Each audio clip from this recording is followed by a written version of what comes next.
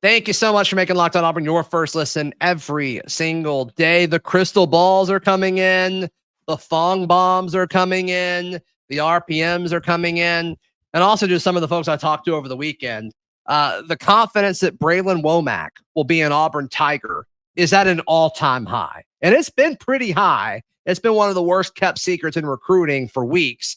But Bralan Womack, the 5-star safety from Hartfield Academy in Mississippi, it came down to Auburn and Ohio State, and it sounds like Auburn closed the deal or is dang close to closing the deal. So he is announcing on August 21st, which is just a few days away. And Lindsay, it seems like this Thursday, he will pick the Auburn Tigers. That's the favorite right now. Can I be a little petty for a second? Go ahead. I was told by very credible random people on the internet that Auburn would never be able to get a top recruit because Hugh Freeze took a quiet time in the month of June to go play golf and get cancer treatments. What do you mean to telling me a 5-star that is going to be the number one safety in the country and a top recruit and one of the highest rated recruits in Auburn history could commit on Thursday? I was told that was not possible because Hugh Freeze had the audacity to play golf on his month off. Wild stuff. So yeah, Bralan Womack, it appears to be part of this class. So just looking at 247's recruiting calculator, if they add Womack to the class, Auburn's currently sitting at 54. Okay. They would jump to 35 with the addition of Womack, which is kind of crazy. You don't hate that. I don't think you hate that. No, I'm okay with that for sure. Absolutely okay with that for sure. And then if you add Ernest Rankins, which seems to be the next positive flip candidate, Auburn would jump up to 23. I mean, okay. Yeah. All right. It's not bad. And then if you just win some games, I think Auburn's recruiting is going to be just fine. That's impossible, Zach. I was told it was over. You're right. He golfed a few times in June and logged his scores. Oh, my goodness. You know what he should have been? He should have been down in Boca Raton on a boat the whole time. Lane Kiffin does that and nobody says a word. Lane Kiffin does it during the season and nobody says a word. The difference is he's not logging the fish. There you go. Just don't log the scores. Bassmasters, if you have the numbers, release them. Bralan Womack's impact. I mean, this is a guy who's so good that other guys are going to want to play with him. I mean, this guy is elite. This guy is going to be, you don't get these type of accolades if you're not expected to be an elite player quickly in this conference and then to be looked at and identified at the NFL level. He's not super tall. He's not as tall. According to 247, he's like right at 6 foot. And so that's kind of a thing where like that might hurt him from a draft perspective, but goodness gracious, can he play and he will be exceptional at the college level. And you just think about the future of Auburn's defensive backfield. We'll see what happens with Sylvester Smith. I think he could go pro after this year, depending on the type of season that he has.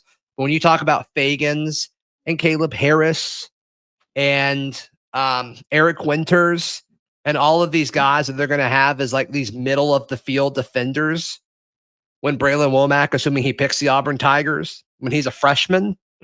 I mean, talk about just pure athleticism. It might be one of the most athletic rooms Auburn has ever had. And he's the type of dude, because he's done so many things in high school, you can have 10 guys with rigid assignments and you can find opportunities to work him in and just let him do whatever, right?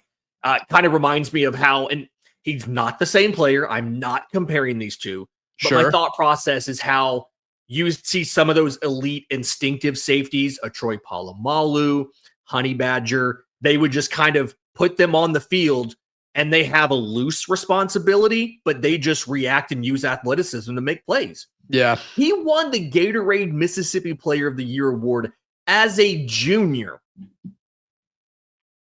Not a senior, a junior. Then he went to the Navy All-American Bowl and looked very, very good as a junior. That's correct. I mean, he can, there's things if you watch him He does stuff that reminds you of some of the really good safeties, like baiting quarterbacks into making bad throws, right? Sure. Where he has his back turned, making the quarterback think he's not there, and then he breaks on the ball as they're passing. Right. Coming down as an open field tackler, manning up guys, zone coverage when he needs to, working all different areas of the field, right? The deep third, covering flats in the box. It's one of those, like, he can do almost anything.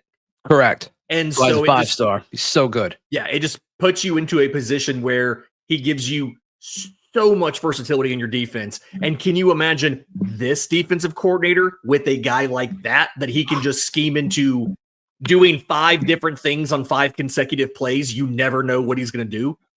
That's the kind of thing that makes offensive coordinators have nightmares and not sleep the night before a game.